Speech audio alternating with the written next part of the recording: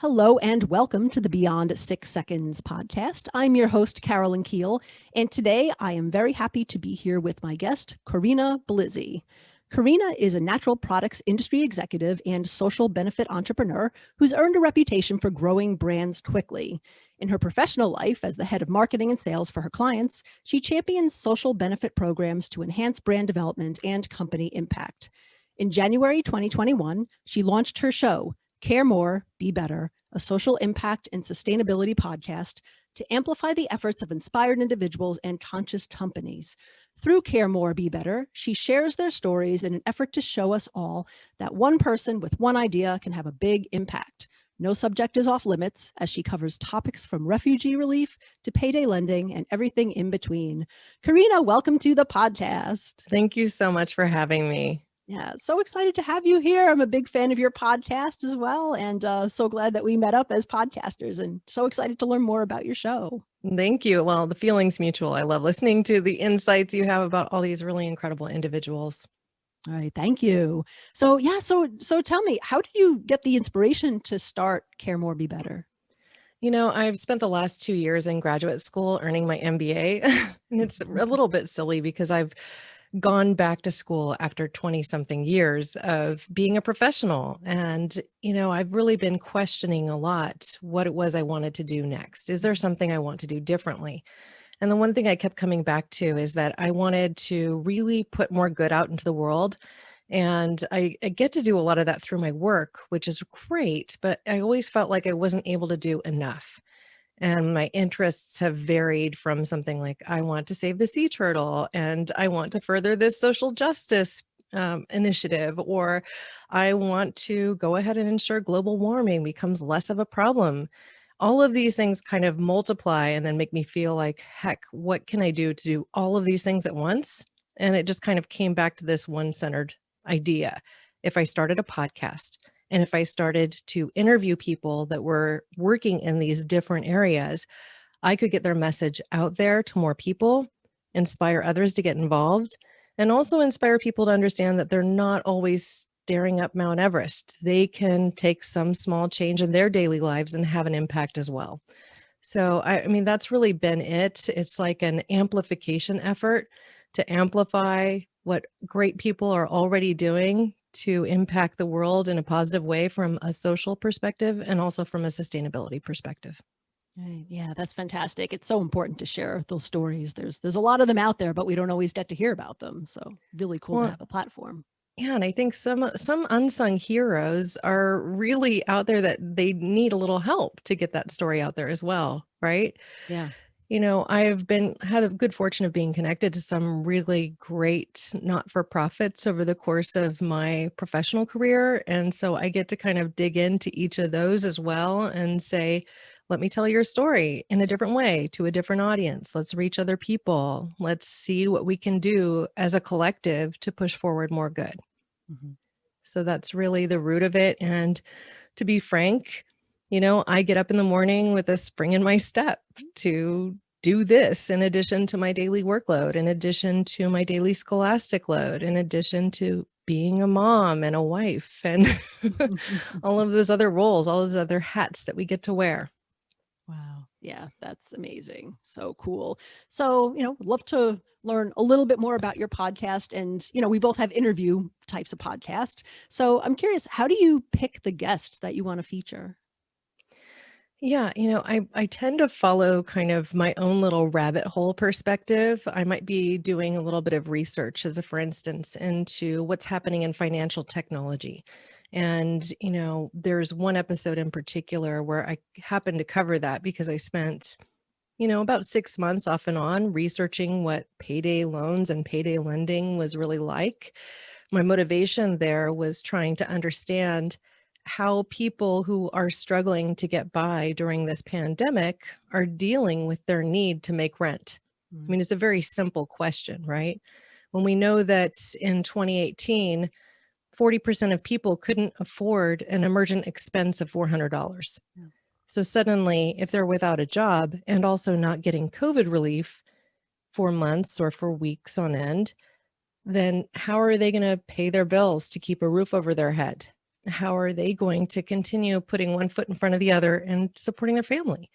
So in looking at that more deeply, I discovered this company, Earnin, that is basically in the financial tech space that helps to give people advances on their paychecks, right? And it's, a simple thing, but without like these big onerous fees that you might see at that traditional brick and mortar lender. Mm-hmm. So just digging into that wormhole, I ended up discovering several different companies in the space, some of which are not for profit and some of which are for profit. I got to interview Josh Sanchez about his company, Float Me. I believe that was episode 7, if I recall correctly. And he shared why he developed his company. He had a challenge making his bills when they came due because he got into a car accident. He was injured. I mean, these simple things that affect so many people that we sometimes get a little far from because we're comfortable in our home with our 4 walls. So I dug into that as one example. And another, I've been looking at the refugee crisis on a global scale. I got to interview Keira Martinez in my first episode. She's someone I've known for years, and she also has leveraged art as a way to reach people who are living in refugee camps in Greece, to help them express themselves and then also sell that art to benefit them so that they can re-enter society more healthfully, that they can become a productive member of society as opposed to sleeping on a park bench. Mm-hmm. So when we're talking about these two very real problems and the crisis that they're in, you know, I just think we need to talk about these things. We need to think about these things. We need to understand that the person living on the street isn't necessarily there by choice. Mm-hmm. And I think often our perspective is that, well, oh, it must be drugs or it must be alcohol. And that's the excuse I hear more often than not from people who don't want to talk about it. Mm-hmm. So I think by telling these stories and by understanding the complex nature of, just making a living in the modern age, Mm-hmm. that we can get a little bit deeper, have a more meaningful conversation, and hopefully create change that will be positive. Yeah, I think it's again so important to share those stories because it's there's so many issues and it can be complex to really understand them. So I think bringing those stories forward really helps clarify like what's really going on and what kind of struggles people have and the impacts that come through it. So yeah, Yeah. really powerful. I was thinking about this the other day, though. I think part of the reason I even started the podcast is I didn't want to bore the heck out of my family every time something else came. I need to talk to you about what they're doing in animal testing. Like it feels sometimes like in my personal life, I can be on a bit of a soapbox. Mm-hmm. And so if I'm going to use a podcast in a way to take care of that, to scratch that itch and to get that message out to other people who are receptive, who want to hear about it, who want to talk about the social challenges that we're facing or the sustainability concerns that we might all face. I mean, I want to be a minimalist. And I say that I want to be a minimalist because I'm also a little bit of a hoarder. Um, I have a hard time letting go of things that have meaning to me. It could be a book that got signed by an author that I like or whatever. And, as we've gone through this last year in particular, I mean, I go to get a cup of coffee and I stare at the cup that it has to be given to me in now, and I find it upsetting. It's almost like an emotional assault for me personally because I don't like the waste that I'm generating. So then, I have this pulpit where I can talk about sustainability and how are we all coping with this? And, this is part of the COVID challenge. So what are you doing instead of, let's say using all those plastic bags at the grocery store? Are you bringing your own? Well, guess what? You can't anymore. So what else might you do? And, just asking these questions and talking about it is something I'm personally finding rewarding. Yeah. No, and there's definitely a whole audience of people who are interested in having these discussions and hearing about what they can do to make things better in the world. And I understand you have calls to action in your episodes, sort of either towards the end or separately. How did you kind of get the idea to add that piece, and how do you come up with those calls to action? Oh, this actually came as a suggestion from another podcaster I listened to, which is the B-sides. The B-sides is, it's a review of pop music. It's completely unrelated to anything in the social impact or sustainability space, right? But one of the gems that that particular podcaster shared with me was that, she got a lot of feedback from their audience that they needed to have a call to action at the end. Like the audience wanted something to do. And when I thought about specifically, in the social impact or sustainability space, I should be providing the audience with tools, things that they can do, action items that they can take on themselves to feel like they're putting more good out into the world. So, what I tend to do in that space is I'll feature some of the guests' products if they had a particular product, Mhm. or even just if there's a petition that should be signed, something along those lines, I would put that there as well. I thought back to when I was 9 years old and the first time I went door to door to get signatures is kind of the inspiration for that, Mm. like trying to combat animal testing or something at that young age when I think my aspiration in life was to be a veterinarian. Yeah, I mean that's powerful because especially if you got the type of audience who's interested in these types of issues and hearing more about them, and probably it makes sense to have a call to action that it makes people feel like it's a concrete thing that they can do to make a difference and at least take the first step towards working with a cause that they care about. Yeah, and sometimes it's, raising funds for somebody. So, like, if you're looking at a particular charity that might need some support right now, and I've just featured them, and the call to action could be, hey, if you can afford it, buy them a cup of coffee, give them $5, Mhm, mhm, participate in the recurring donation.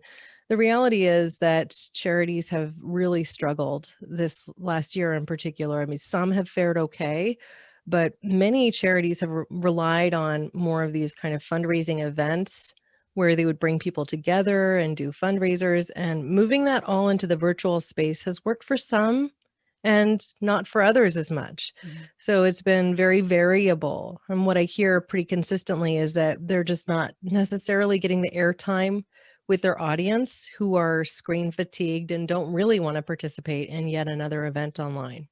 mhm. So understanding that and trying to take it one step forward, then it's, how do you help them raise funds? How do you help them reach an audience? And how do you help them engage with that audience in a new way? Maybe it's as simple as them even donating their time if they don't have funds to donate. They could offer to be administrative support for one of those charities. I actually talked about this in an episode that will air this week, Mhm. and that is with Lasagna Love. I mean, they are a charity that brings, lasagnas to people who might need them. And all that it takes in that instance is someone raises their hand and says, I need help. And it doesn't have to be financial need. It doesn't have to be any particular need, but someone in the community then says, I can make a lasagna, and they match those individuals together. But, they're a volunteer organization. So all of the work that gets done for them is essentially done by volunteers. And so much of that is administrative. A lot of it is automated now because they have some incredible back end technology that, scholars from MIT helped to create for them. Really, really great stuff. Cool. But ultimately, they have needs too. So if a particular individual is like, well, I don't have funds to give, but I want to give back in some way, they could bake a lasagna for somebody, or they could support one of these charities with some of their time as well. Yeah, so many different ways to give back. Oh, that is awesome. Wow. So you've been working and publishing episodes on the podcast since we Mm. said since January. So we're Yeah. recording this towards the end of March. So it's been a couple months, and I know you've got several episodes already released. Um, I'm curious about the process of sort of what it was like to start. Like, kind of maybe what do you say was like the biggest challenge or unexpected thing that you faced when you were either like getting ready Mm. to launch or as you were launching, and kind of how did you address it or learn from it? I think the biggest challenge is one I'm still facing, Mhm, and that's that I can be a little hypercritical of myself. mhm, And so particularly when I'm looking at how I'm going to form the story arc of every interview, I try to spend time with the person I'm going to interview a little bit before so we get comfortable, Mhm. craft some questions that I hope will lead to the conversation in a great way. And that takes quite a bit of time. And I think half the time I'm just beating myself up going, I'm not doing this right, or I could be doing this better, or if I had more time. And the reality is, in the end, I've been pleased with almost every episode. Generally speaking, I might have said too many times or used some other colloquialism that on hindsight, I was like, well, I wish I hadn't said that, Mm. or I wish I'd said that differently.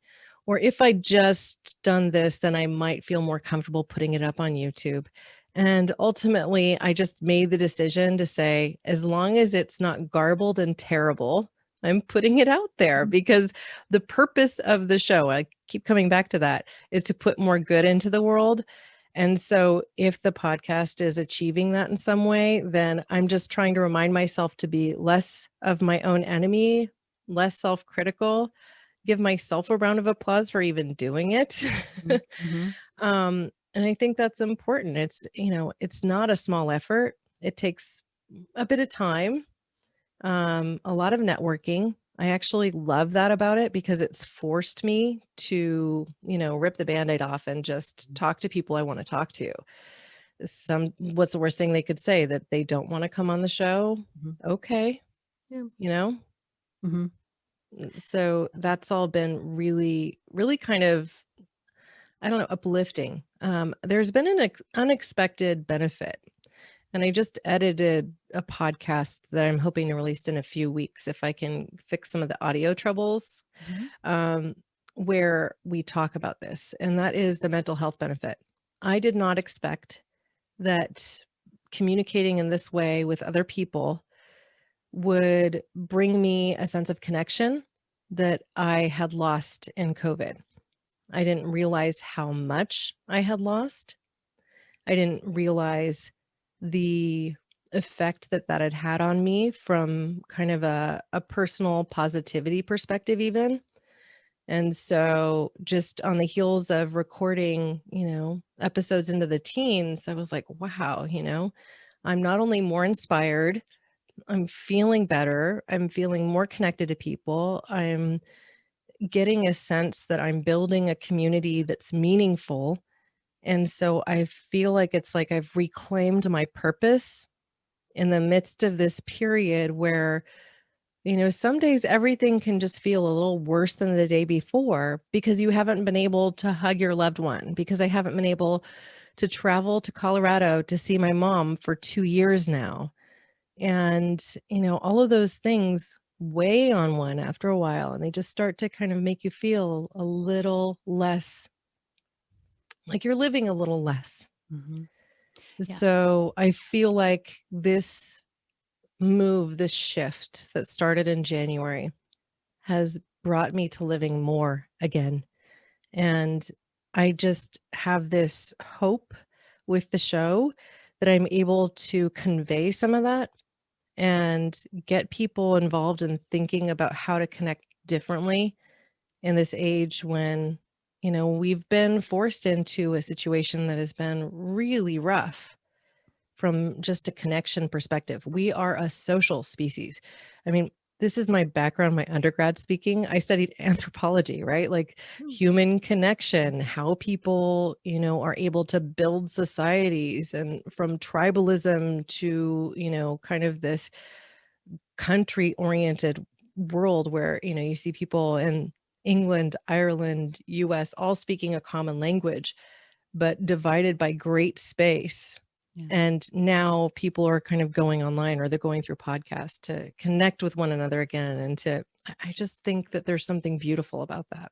Yeah, absolutely. Yeah. And I totally relate to the mental health benefits that having the podcast, and particularly an interview style podcast, has had during this time. Because yeah, like I've, as I said, I've had people on my show that like normally I would like people I wanted to connect with and wanted to talk with, but never really had like another excuse or another way to organically, kind of bump into them somewhere or connect. But having the podcast is a great way to, to just learn more about people. And a lot of the people I've interviewed and met through podcasting have been really consistent friends throughout this difficult time. So yeah, it's definitely helps build some strong bonds. And yeah, I'm glad it's doing that for you as well.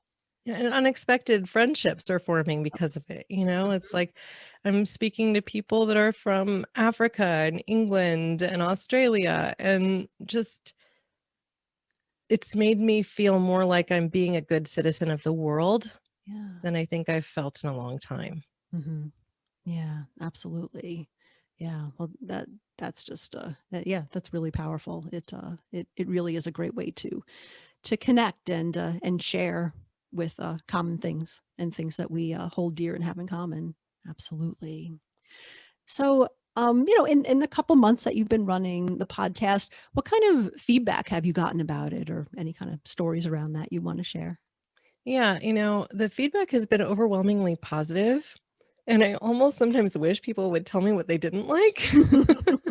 Because, I feel like if you want to improve, you're not going to do that in a vacuum. You need feedback in order to really grow. So one of the things I did with another person that I interviewed who also has a podcast, I gave her a list of 2 and I just said, "Could you please be critical and give me some feedback?" So I was able to take that and run with it. I think that I'm producing better shows now given that feedback. But the positives are really kind of amazing. I can recognize when I'm looking at the Apple Podcast reviews, some of the handles I'm like, oh, that's this friend. Oh, that's this friend. So, that's nice. But then I see some that I can't figure out who they are and they don't sound like they know me. And they're saying things like, this, I love the range of topics that are covered. This show really gets me thinking. Wow. And that's what I want to be doing. I want to be offering people, you know, a new perspective or a new idea, maybe something they haven't thought about from a social impact or sustainability perspective, or maybe it's something they have, but it's a new light or a new way. My hope is that it will inspire them into action, and that action could be something in their own lives, or it could be, hey, they could create the next big idea in social entrepreneurship that affects us positively. They could, create something, some business that gives back to their community and brings value to people around them. If we are able to take anything away from a simple effort like this podcast that I create on a weekly basis and turn it into something good, then I feel like I've done something meaningful. Mhm. And I'm getting that sort of feedback already, which makes me feel inspired to keep going, even as I obsessively look at how many downloads I've had for that particular show. Um, and I have to remind myself too, sometimes, hey, some shows maybe listen to less than others. Is it really fun to listen to stories of financial technology? Maybe not for some. Is it overly female to be talking about a particular issue like reproductive health? Maybe, maybe there's not going to be as many guys who want to tune into that one. So I have to give myself a little leeway to to grow Yeah. the show and talk about these different topics. Yeah, it's tough to get stuck on watching the downloads and the statistics, and I think we all kind of get into that, Yeah, and it's like, almost oh, like, it's going on. don't look. Right, yeah. Like, I stopped looking consistently. I'm like, when I go in to load up a new episode, then I'll kind of look at the numbers and say like, okay, I can kind of see where the trends were, that people were, what days they were listening and when they were going. But yeah, but Yeah. it's important to focus on the content and to share content that you're passionate about, because I mean, I think that's the most important thing, because that will help you find even more of the audience who really cares about these topics and takes them to heart. Yeah, that's right. And, honestly, I'm getting to play in all these different areas that I have passions. So it's been really fun. I mean, I think I would say that to anybody who is thinking about starting a podcast. Like, if they're interested in the medium, if they like the idea, maybe they should give it a try. It's not that much of an investment if you're doing most of the editing on your own. You get a microphone, make sure you have I mean, heck, you can use Zoom to do these Mm-hmm. recordings. So it's not a huge investment. It's mostly time. I think that's the reality for me, at least. Yeah. Yeah, absolutely. It's definitely something to try out. And there is sort of I say a low barrier for entry. There's so many, there's like so many different types of technology and apps and recording things that people can now do to It can try be a out little podcasts. overwhelming. It is. Yeah. That's the other issue. I mean, when I started mine about 3 years ago or so, there was a lot, but there was much less than there is now. So in some ways, I guess that made it a little easier. But Yeah. yeah, no, that's really, really great. So, as you kind of look forward, do you kind of have more long-term goals for your podcast, like in terms of certain topics you want to focus on, or just other types of impact that you want to have? Yeah, I think about the show, I look at it as an invitation. I really want to be building a community that just invites people to care a little more so we can all be a little better. Mhm. And so my goal for the podcast is to really work to create that community. And I haven't truly defined what that is going to look like over the long haul. Like, I think you saw me awkwardly in a room on Clubhouse trying to figure out that platform and how it connects with people. I'm trying new things. I'm trying to discover how to further these conversations, connect with more people, and try to build that sense of community. I want to take suggestions from the audience of topics they'd like to see covered more or things that they care about. I'm looking at education a lot. I feel like, especially as college tuitions have continued to increase, Mhm. education is almost getting more out of reach, or at least a standard 4-year education is getting more out of reach for a lot of Americans and people around the globe who don't have the same access to world class education. So those are topics I will likely dig more into. I think about long term, perhaps even creating an endowment or becoming a not for profit. And that's something I would consider if this gets to a stage where it looks like it warrants that. For now, I'm just trying to push other people's successes a little further and help amplify their efforts so that we can have more impact now as opposed to waiting for that day. So that's, I think, overall how I see it. um, I want to build that community and I want to get people involved. Yeah, and that's important. And yeah, I think the community is something that is, I think it's interesting, and sometimes that does take a while to actually build out. Whether you're kind of choosing a platform on how to connect people, and now there's, of course, there's all these different types of tools. So I think it's great that you're trying out different ones and kind of seeing like where people show up and which ones kind of make the most organic sense to bring Mm. people together. But yeah, I think that would be great if you can kind of bring together a community of people who want to help and support all of these great causes and learn more about them. Mhm. Yeah, it's really Yeah, I powerful. mean, I have even thought about, do I at one stage have a co-host or, somebody else who also is on the platform on a different show or something like that. I mean, I'd be open. I'm just kind of trying to, especially as I finish graduate school, which is taking a good deal of my focus. I've got 11 weeks left and then I will be done. Oh, awesome.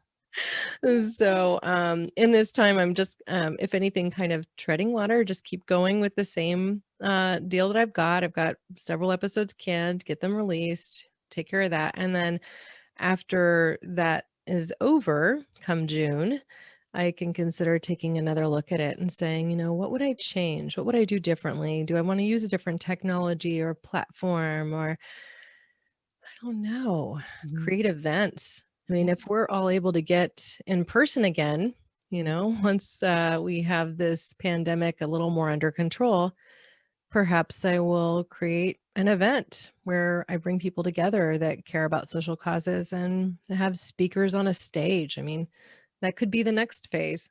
I'm just trying to keep my brain wide open and see where it takes me from here. Yeah. No, I think that's good to just try out different things and because you're still pretty early in the process, so there's still Yeah. like all these different opportunities and different directions you could take. So yeah, that's exciting. So many different ways to make an impact.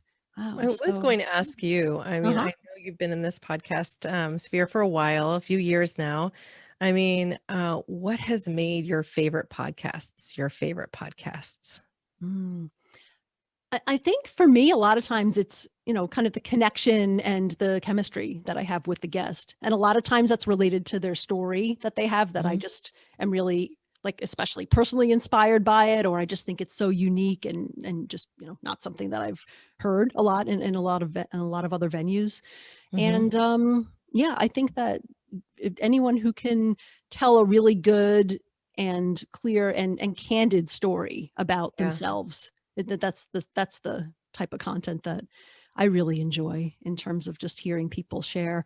And if that means that their stories aren't as like super polished, like they're not like out on the podcast touring circle, like giving the same rehearsed speech and such. I kind of like it when it's a little bit rough and they're kind of thinking through it and they're sharing a Yeah. lot of, raw and candid and really powerful details about their stories. I just think it makes people more relatable. So those are my favorite types of guests.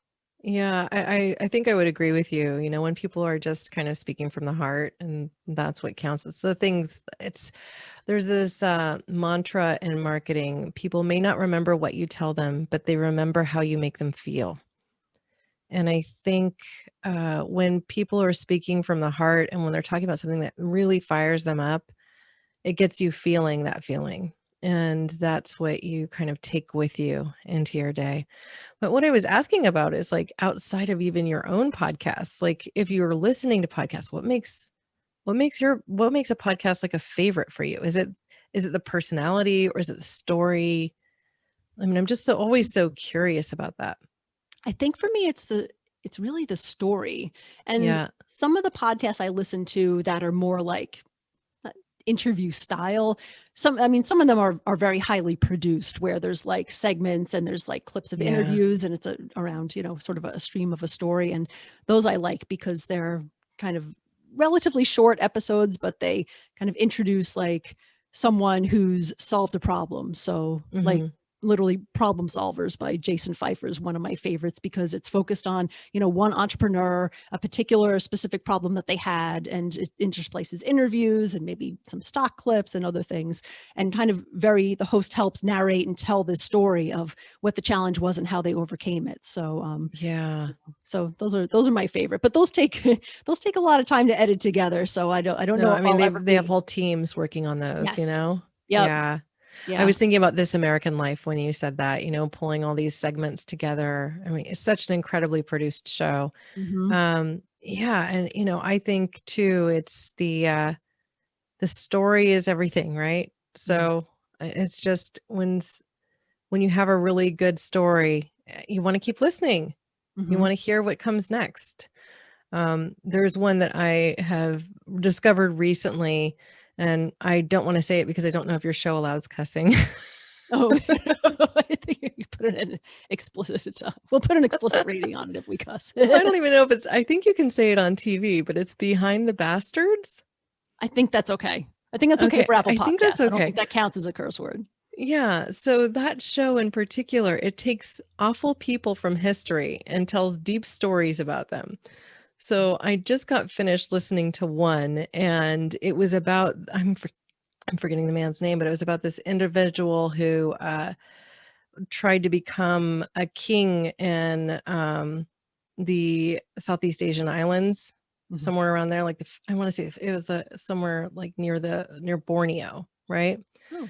And so he's this white man who wants to become a king, and they are now telling his story through Hollywood in a highly produced, polished perspective. And it's nothing of the story that they told from this Behind the Bastards perspective. Anyway, a great show, great stories, fun to listen to, Right. and Oh, that sounds completely really off interesting. topic. Oh, that's cool. I haven't heard of that one, so I'll definitely check that one out. Yeah, no, I love those stories. Of either sort of undiscovered history or retellings of things, or just Yeah, sort of re-looking at something that you thought you understood because you learned about it one way, and it's like, no, actually, there's like this whole other narrative and all these things that maybe you didn't know or just weren't shared at the time. So I think right. that's really cool.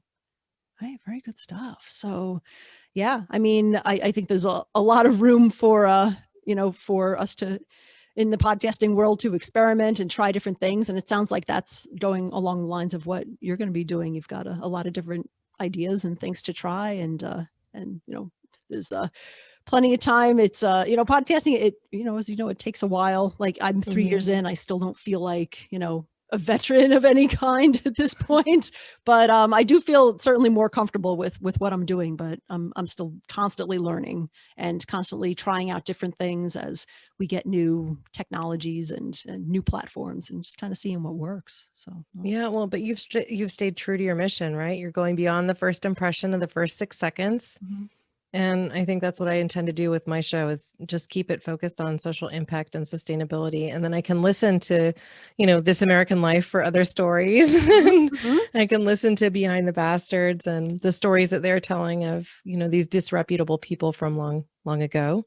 Mhm. Yeah, so it's just such an interesting playing field, the whole arena of podcasting. I think it can make people feel closer to one another just by listening, which is really kind of great.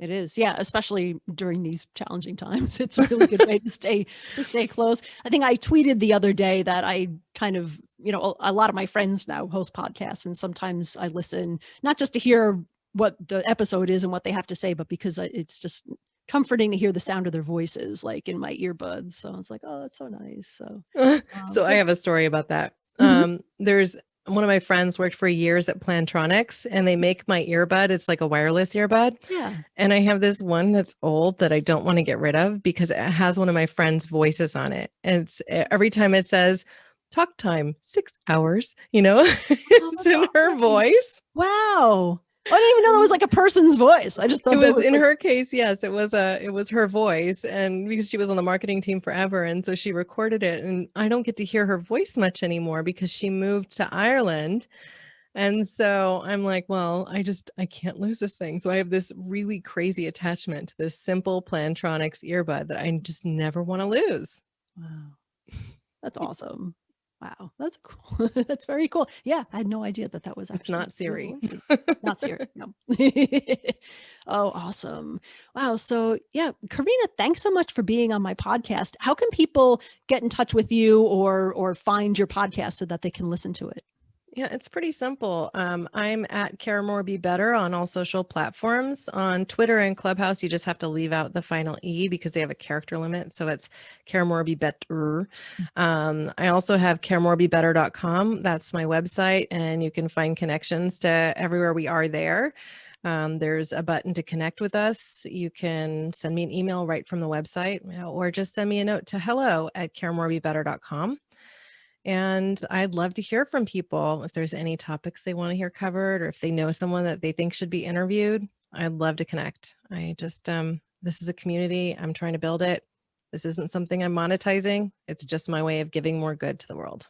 All right, fantastic. Yeah, I'll put those links in the show notes so that people can click on those easily and get in touch with you and listen Oh, to the thank you show. so much. Awesome. Thank you. Sure. So as we close out, is there anything else that you'd like our listeners to know or anything that they can help or support you with?